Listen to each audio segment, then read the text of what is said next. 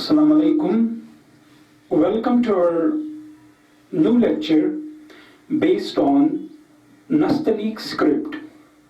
What exactly is NASTALEEQ script?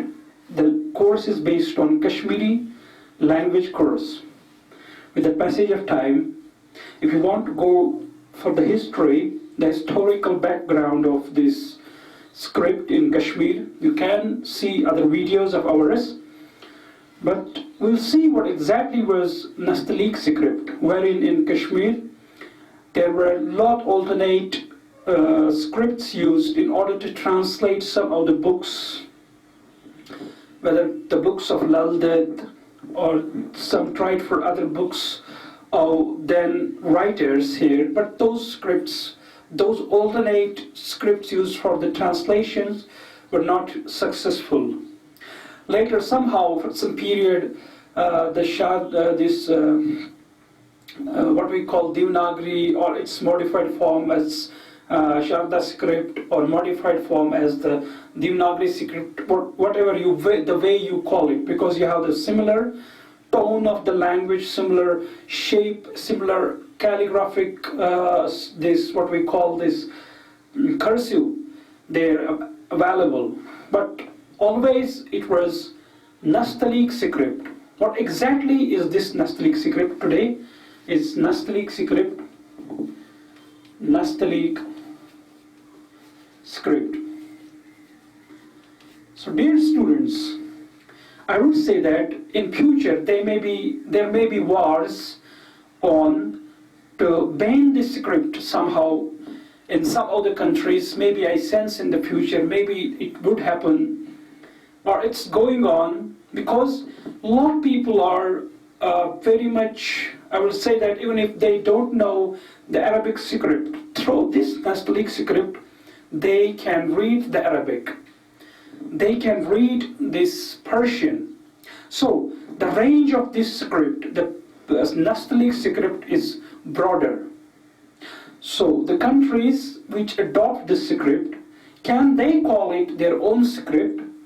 Yeah, fairly, to some extent we can call it that it's our own script. If it's there for many centuries, for example, if you're using this script for the last 500, for the last 400, for the last 600, 700 years, or even for the last 200 years, 300 years, you can call it your script. Maybe because you may have used the script but in a modified form. You may have modified the script in order to make you more compatible to write your sounds, write your language, to express your language. So modifications are always needed there.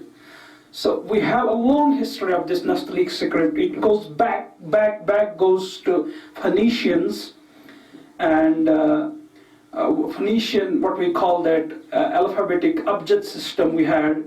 It has that much long history. Or in Egyptian people, they did use this hieroglyphic, this way of writing these words. Maybe in olden scripts we had only these letters for the consonant sounds. So we'll see that the NASTALEEQ script, we have this NASTALEEQ script, the present form wherein we use in Arabic. The Arabic which is being written, which is being used there, and today still we use it, is NASTALEEQ script.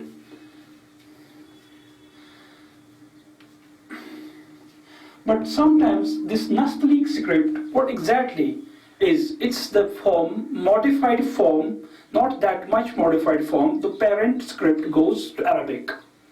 So where from this Arabic script came? If we go, we have these Nabateans were Arabic people. We have greater Arab. For example, this is India, this is Pakistan, this is Iran, this is Iraq, this is Syria, this is Turkey, this is the Turkian intrusions. Then we have here Egypt, we have Morocco here in different Iraqs, and here we have Arab. So from the Euphrates to Syrian from the Euphrates to Syrian border, the part of that land, there were the people, those were called Nabateans, These were the people, and their alphabetic system was Nabatean alphabetic system.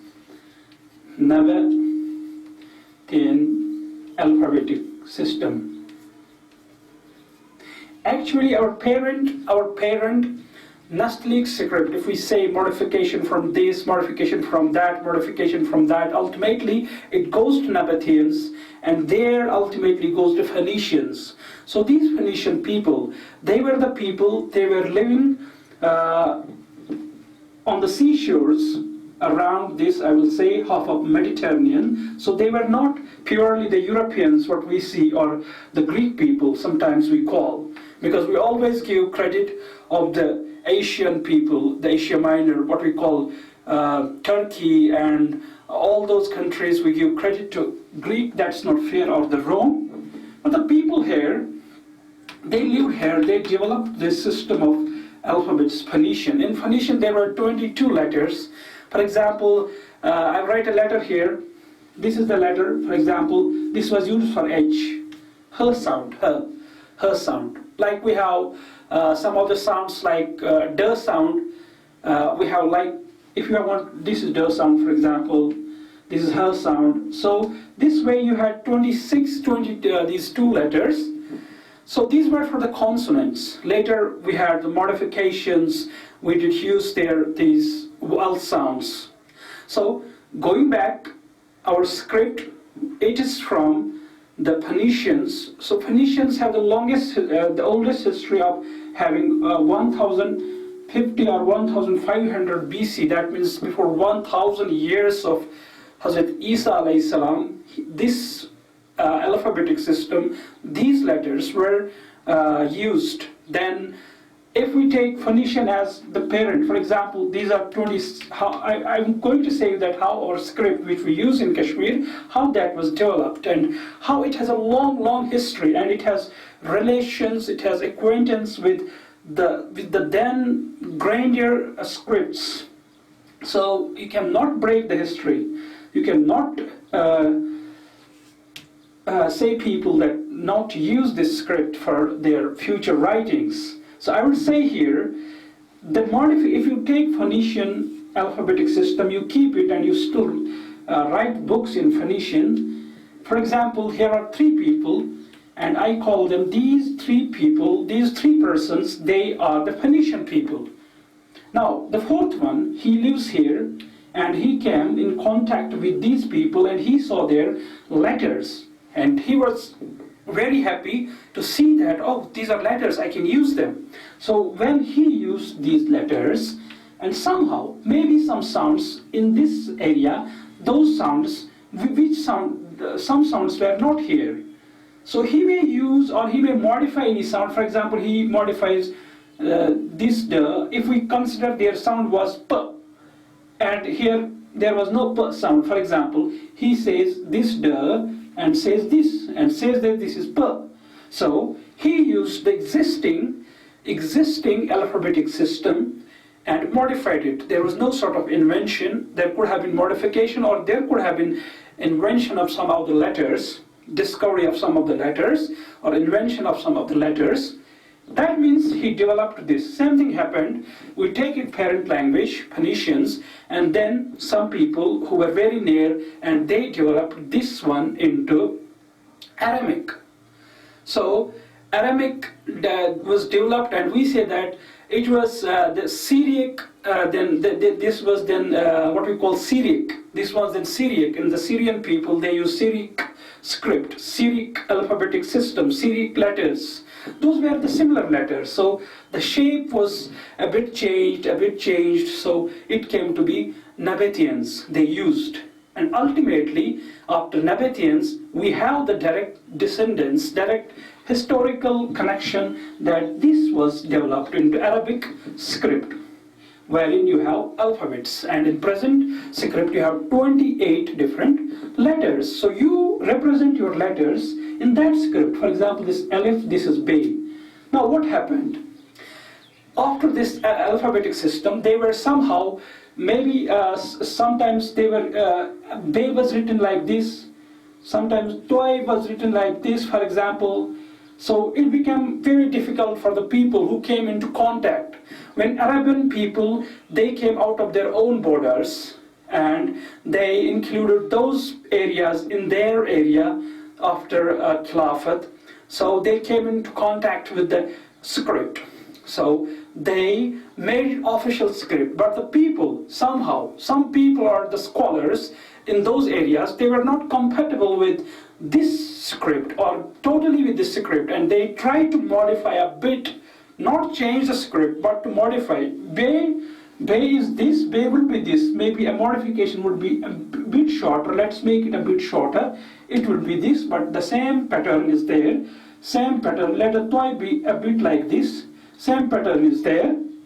So they modified it. So it was Ali, it was Ali Shirazi in post-Sassanid period, what we call in Iran. He developed, Mir Ali, this Tabrizi, he developed it into Perso-Arabic. That means Persian people, they had their script, but they did not abolish this script now, which is another theory there, that Nash and this Taliq was used, or Nash was used to abolish or to abrogate this thing, but not that. It was actually joined, the two scripts were joined, and they formed this very script, what we call Perso-Arabic script. So, Perso-Arabic script is the same Arabic script.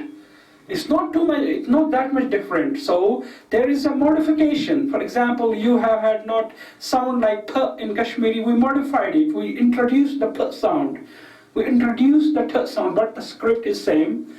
The same thing is there. Same thing happened in Kurdish, in Ottoman Turkish. See, Ottoman Turkish, they use the term Taliq. And Persian people, they also use the term Taliq. That was, this was Taliq script. And Ottoman Empire, they also used Taliq script. But they said that the Persian people used the Taliq script, that is Taliq Qadim, that was old Taliq script. So dear students, this Taliq script, now in Arabic we had 28 letters, but in Persian we have 32 letters. That means we have 4 extra letters, 4 extra letters. So you see where from is the parent language, that's Phoenician, that is the parent language. Some of the scholars, 4 extra, that means 4 extra were introduced, and the strokes of the letters, those were a bit modified, made beautiful, a bit readable, not much difficult, like I would say the example in Kufic. In Kufic, Kufic is a script called the Kufa script or Kufic. In Kufic you will see language like this, if you have to write Zalimin, like this, the same we'll use here, but it will look somehow a Greek to you.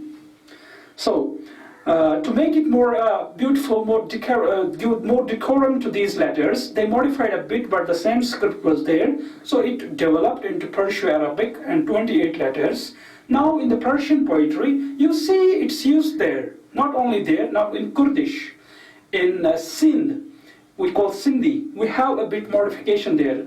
Somewhere, some of the areas, they deleted, they did not accept all the letters, they deleted because they did not use those sounds.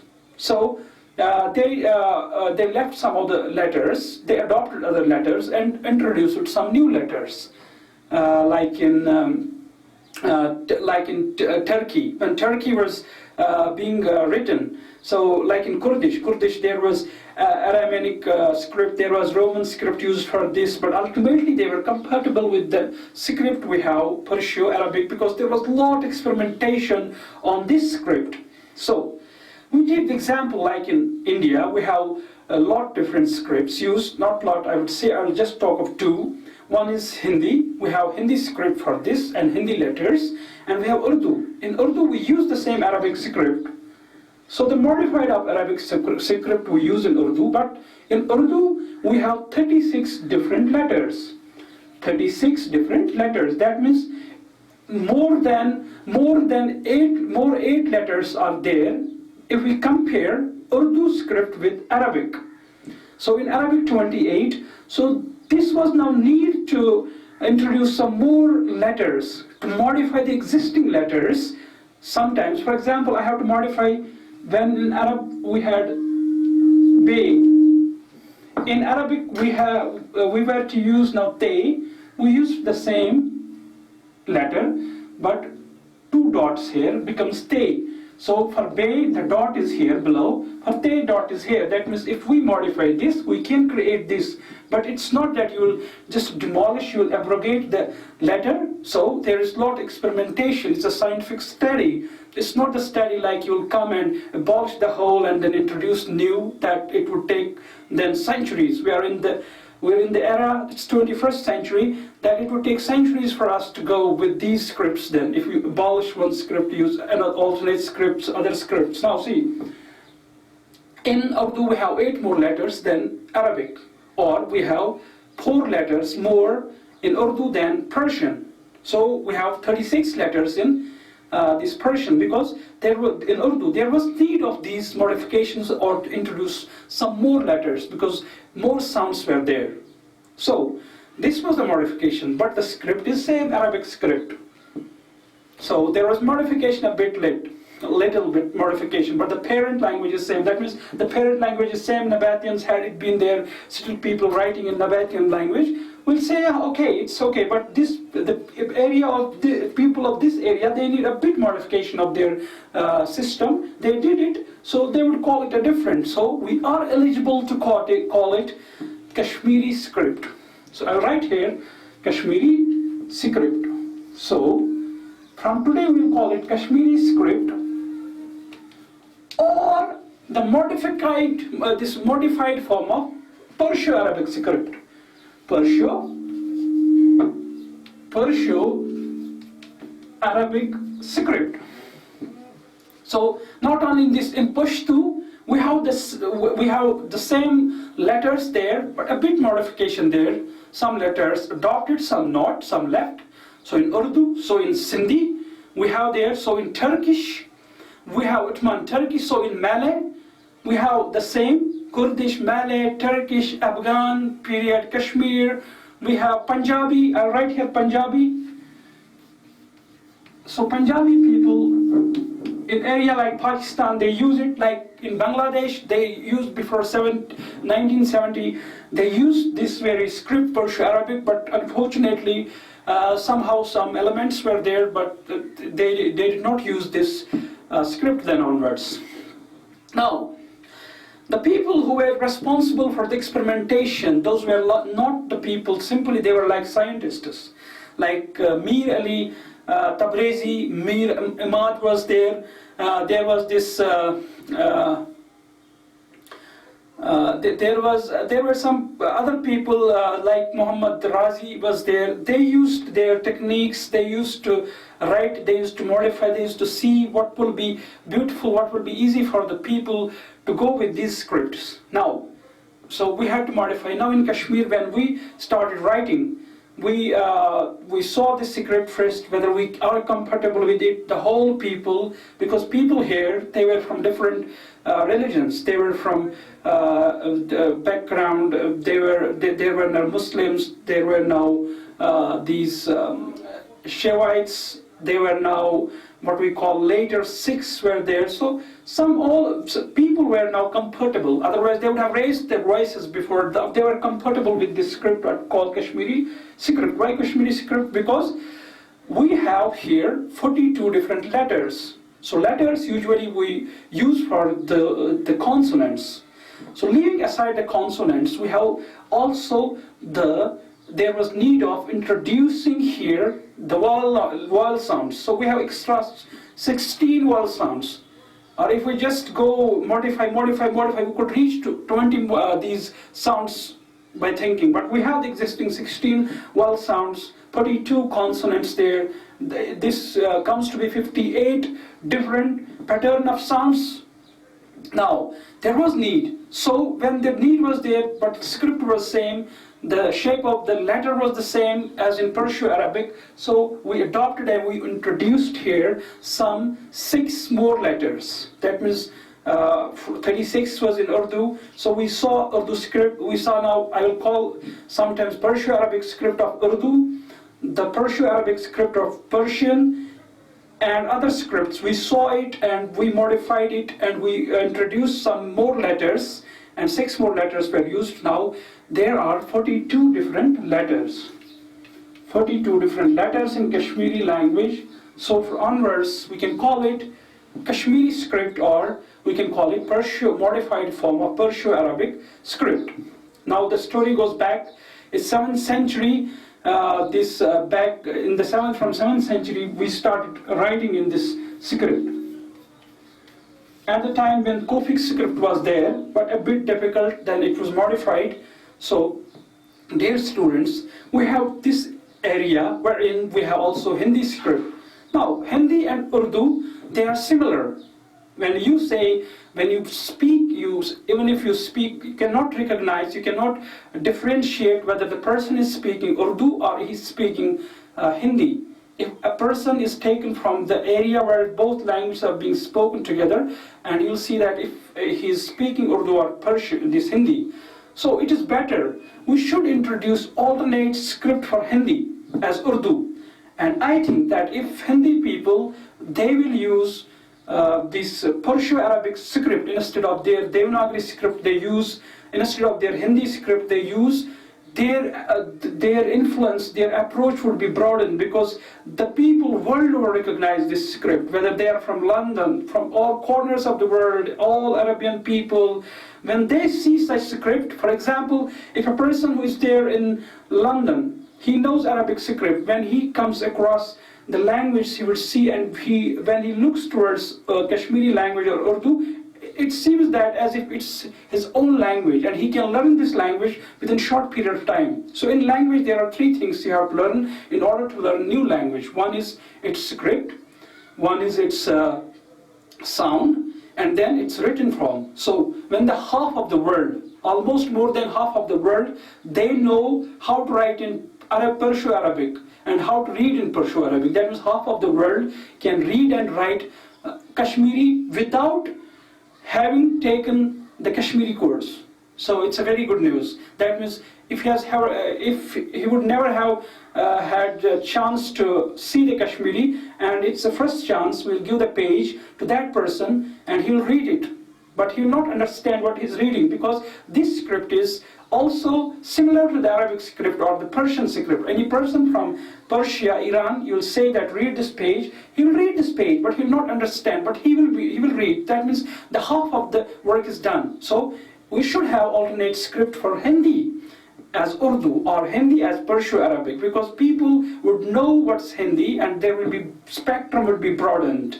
So dear students, we'll have some more lectures on this, what we call that NASTALEEQ script. So dear students, see you in our next lecture. Till then, goodbye, but don't neglect to subscribe videos in order to have the chance to view our new videos. So subscribe them. You can note also my address in order to write suggestions. BUKHARI HAMID 786 @gmail.com. So see you in our next lecture. Till then, goodbye.